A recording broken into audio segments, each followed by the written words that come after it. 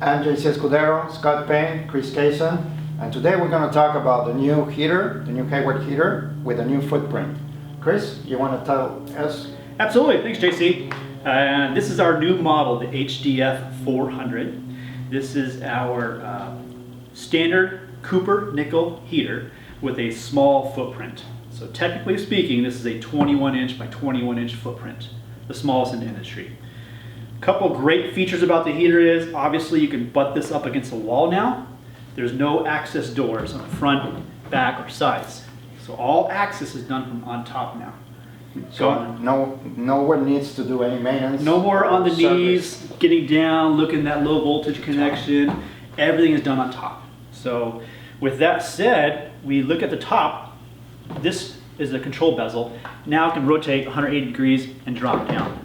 So back in the day, you would have to tear apart the heater, pick up the heat exchanger, flip it 180 degrees, drop it back down, reassemble everything. Now literally about a minute, there's a screw you take off here, rotate 180 degrees, and drop back down. And it's the same control like we always know? Standard control, exactly, Okay. with the pool, spa, and standby button. Okay. So, and also programs the same way when you do automation? same exact way. Yeah, we just came out with our heat exchanger that we've always had out of Cooper nickel. We have the patented bypass valve still connected to it. What's good about this is you can send 125 gallons a minute into the heater, and we only use about 25, 30 gallons a minute to heat the water. Everything else is diverted away from it. So we're not forcing 125 gallons a minute into that heat exchanger. That's where you get erosion usually, or deterioration. Yep. So, Correct. Chris, I'll tell you as a builder, when I saw this come out, I mean, the technology and the thought that went into this is just amazing on Hayward's part. You know, we're cramped in space a lot of times with our equipment pads. Sometimes we even do hybrid heat where we're doing a 140K heat pump and a 400 or 500. So this is just awesome. And from what I understand, the costs aren't tremendously more than the 400s as they are. They're really not. And when you compare apples to apples in the pool industry, people like to say, well, I got this, we have this. You compare apples to apples, a Cooper nickel heat exchanger heater with a 21 by 21 inch footprint, we're going to be at the same price. Yep. Or maybe even a little more aggressive and less. Are we? I know we're in a challenging time with with COVID and everything, but are we shipping these yet? We are shipping them, and as soon as they get them, they're gone. So we'll have a couple truckloads shipped to a branch, maybe 40, 50 heaters, and they're gone within 2 or 3 days. Yep. So Do you think you'll inevitably sum down the 400 and the 500 and go this profile exclusively? I think we're always going to keep the standard 400 and 500 BTU. They will always be in our portfolio. The 500 BTU will not be shrunk down because we can't get that much BTU efficiency. Right. So the 500 will always be there. That's the wider one, 41 inches wide. But we will always have this too. So. And also one of the things that I like to point out is that it helps us when we have very tight spaces. You can also put it on top of the table. Exactly, on a rack, yeah, rack it. And rack it. Yeah. And literally Absolutely. put it on a shelf because it's not heavy at all. Absolutely, yeah. You and I brought it out from the truck and it's not heavy. It's 170 pounds, so very light, lighter. That's 170 pounds is pretty weight there. So it is lighter. A couple features about this. So we talked about rotating the display, so you don't have to take apart the heat exchanger. Let's take this lid off. So let's say we take that lid off, put it right here. Thank you, sir. We provide a fuel mixing part in every heater. This will be standard. So you have to actually open it and remove that Yeah, while this you're will, installing it. Yeah, while you're installing it, yeah. Okay. Take the lid off. This will be available for every heater. So this heater is built natural gas, but if you're on a property that you need propane, you take this out and you pop this in. I can show you that too. That's huge. Yeah. That's the One SKU. Yeah, that, my God, you know, we every now and again, if we get a gas line that's extraordinarily long, we send a natural gas heater out to the site.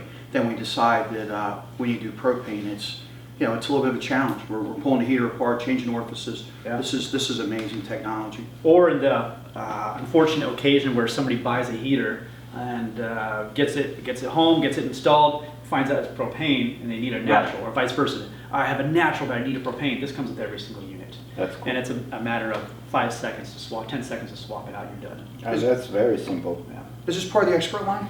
It is an expert line. It is. Love that. We have to have our heater condensates, so we have a drip line if need be.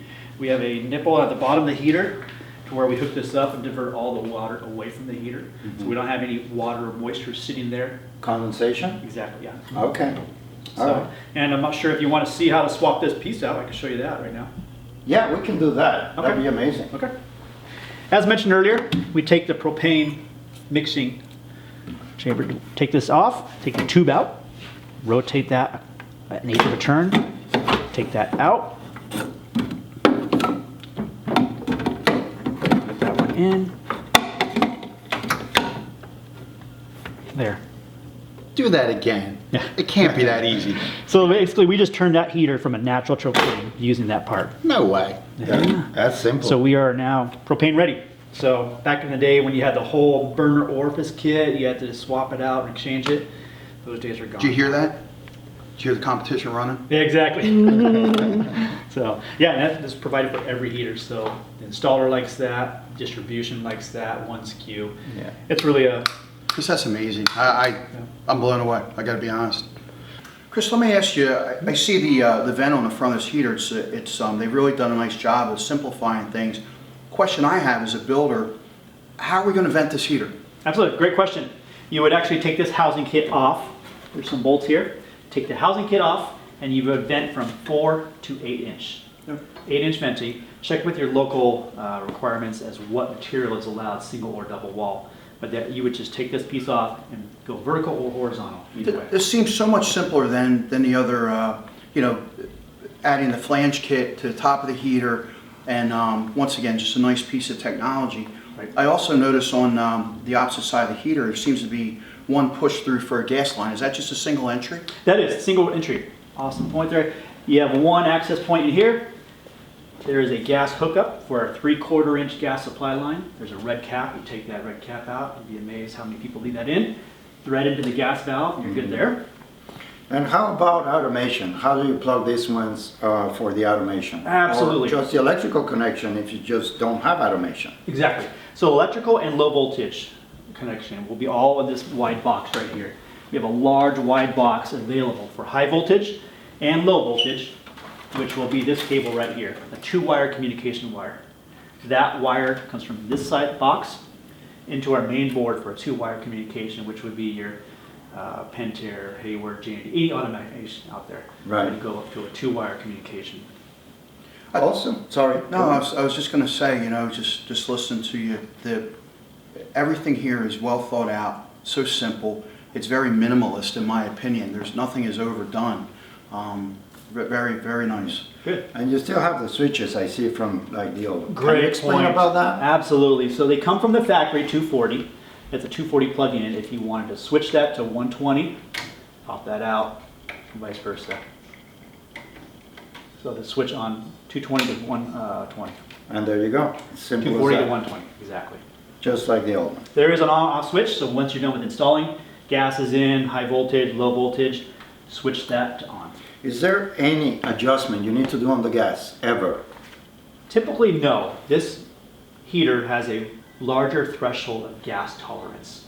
I believe about 1.5 to 2 inches greater Okay. range than our standard HFDN 400 BTU heater. So that gas level tolerance is appreciated out in the field because not everybody carries a manometer.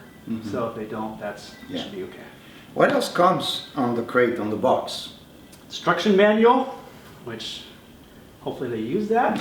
But that is about it. And that's a great point. We've talked about a lot of these manuals, and there's a lot of information in those manuals. I mean, you guys are manufacturers, putting a lot of time and effort writing, sending engineers, doing all this printing, and those are critical to follow. They are.